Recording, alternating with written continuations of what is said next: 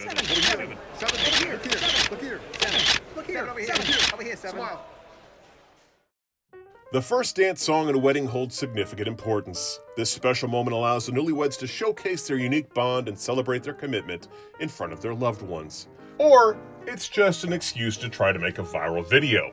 Either way, try not to have a song that makes it seem like the union is doomed to failure.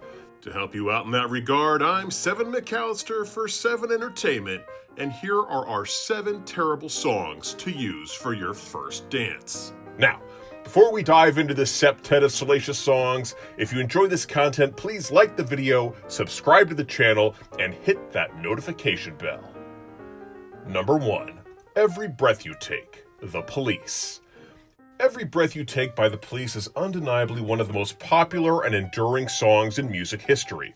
Released in 1983, it became an instant hit and reached the top of the charts in multiple countries. Its memorable melody, moving lyrics, and captivating musical arrangement struck a chord with listeners around the world.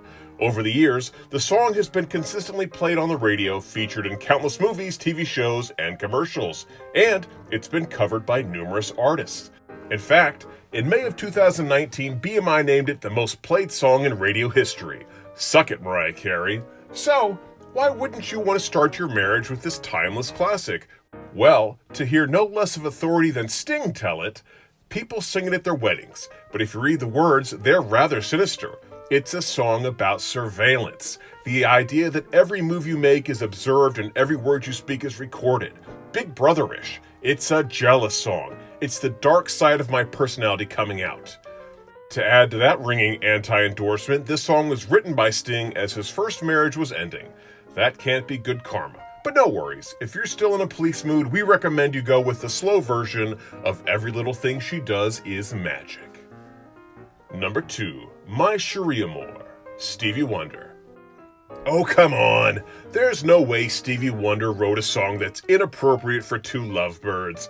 Unless you have a problem with French, then there might be trouble. But just to be safe, let's take a look at these lyrics. My Cherie Amour, lovely as a summer's day. See, that's nice. Who doesn't love summer? My Cherie Amour, distant as the Milky Way. Okay, I get it. But, this is about love from afar. Or maybe not. Technically, we're all in the Milky Way, so she could be super close. My Cherie Amour, pretty little one that I adore. You're the only girl my heart beats for. How I wish that you were mine. Okay, yeah, there it is. Okay, this is an ode to unrequited love. Probably not the best tone to start off a new partnership. You don't want your love to be unrequited. You absolutely want it to be quieted. Number 3. I Will Always Love You, Whitney Houston. Oh, I can feel people reaching for their pitchforks and torches right now. We're not going to stand by while you talk smack about Whitney Houston or Dolly Parton. Relax. We're not saying that this wasn't the go-to slow dance jam for our junior high school mixers. We're just saying that maybe you should stop and have a listen to the lyrics before you make this the song that defines your marriage. Okay, maybe that's a little dramatic. It is just a song for one dance, but you know what we're getting at. The lyrics of I Will Always Love You express a message of parting ways or letting go of a relationship. The song conveys a sense of finality and bittersweet emotions, which might not align with the celebratory and hopeful atmosphere of a wedding. The literal first words, sung slowly and clearly by Whitney, are, if I should stay, I would only be in the way. Now, imagine the bride saying that to the groom. It certainly sets quite a mood. Number 4. I'll Be, Edwin McCain. Did you ever see that Jennifer Lopez romantic comedy about marriage? No, not that one. Sorry, not that one either. Yep, that's the one. Shotgun Wedding. It flew under the radar in 2022, but it was an energetic, fun-filled flick that we enjoyed for a variety of reasons. But one moment that sticks out is when Lopez and her fiancé, played by Josh Duhamel, are walking down the aisle at a wedding that is being presided over by terrorists. The huge. The guests break into an a cappella version of the song I'll Be by Edwin McCain, which, aside from giving everybody flashbacks to the 90s teen drama Dawson's Creek, was kind of nice. Until they sung the lyric about love's suicide. Odd choice, right? When asked about it, McCain said, "It was the end of a relationship for me, and it was also an admission of my inability to function in a relationship, hence the love suicide line. and it was the hope that I would be better, grow and be better as a person. I was struggling with some personal problems at the time as well, so it was all of those things. It was an admission, a failure, and this prayer that I could be a better person, wrapped up as sort of the end of a relationship kind of thought. So, maybe not the worst, but also, maybe don't remind everybody about suicide on your big day.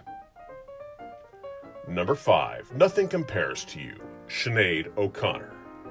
In 1990, Sinead O'Connor's cover of the Prince song Nothing Compares to You took the world by storm. It was a mix of her haunting vocals and the fact that Sinead was a woman who happened to be bald. What can I say? It was the early 90s. That was shocking back then. Anyhow, the smash hit was named the #1 world single at that year's Billboard Music Awards. But a first dance song at a wedding? It is not. The lyrics of Nothing Compared to You convey a sense of deep heartbreak, longing, and emotional pain following the end of a romantic relationship.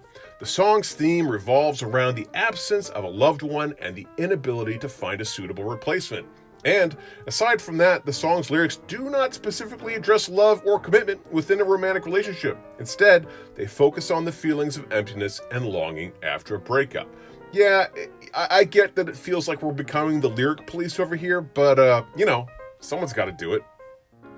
Number 6, You're Beautiful, James Blunt. What's wrong with this one? My wife is beautiful. The song says the person is beautiful. Get up off our backs, bro. Sorry, gotta throw the flag on this one. 10 yards for misinterpreted affection. No first down.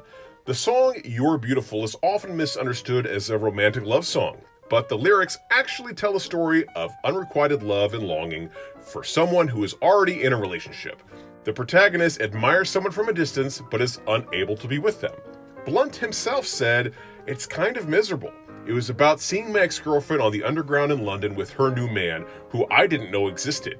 She and I caught eyes and lived a lifetime in that moment, but didn't do anything about it and haven't seen each other since." See, not a wedding song. Oh wait, I'm sorry, Blunt had more to say? It's always been portrayed as romantic, but it's actually a bit creepy. It's about a guy, me, who's high and stalking someone else's girlfriend on the subway. And then the stalker kills himself. Wow, I did not get that. And there's suicide again. Fun. Number 7, Wedding Dress, Matt Nathanson. I get it. What kind of sick monster writes a song called Wedding Dress that is inappropriate for a first dance at a wedding where the lady or ladies is probably wearing a wedding dress? I know, I don't make the rules. I just enforce them rigidly, apparently. But let's dive into it. To have and to hold, and even at my best, I want to let go. And all that I can feel is how long ever after is, when it's all that I can do to be with you, just to be with you. However, unlike some of the artists on this list, Matt Nathanson has no problem with you interpreting this song any way you like. In a 2022 interview with Songfacts, he said, "I think it's great that anybody likes anything that I've made. I used to think you can't interpret this as a love song. It's about divorce, near divorce. But what I've realized is human beings see things only the way they want to see things. If the past 5 years have taught me anything, it's that people can take factual information, it is very clear cut, and make it about anything they want. I'm just psyched that the music moved them enough for them to interpret it in any way they want to interpret it. So maybe expect to see a very positive version of this song released in the near future." Well, that's our list. Did we leave out any songs that should not be used as the first dance of a wedding? If so, leave them in the comments section below. Also, if you enjoyed this video, please press the like button, subscribe to the channel, and hit that notification bell. Until next time, I'm Seven McAllister for 7 Entertainment saying bye-bye.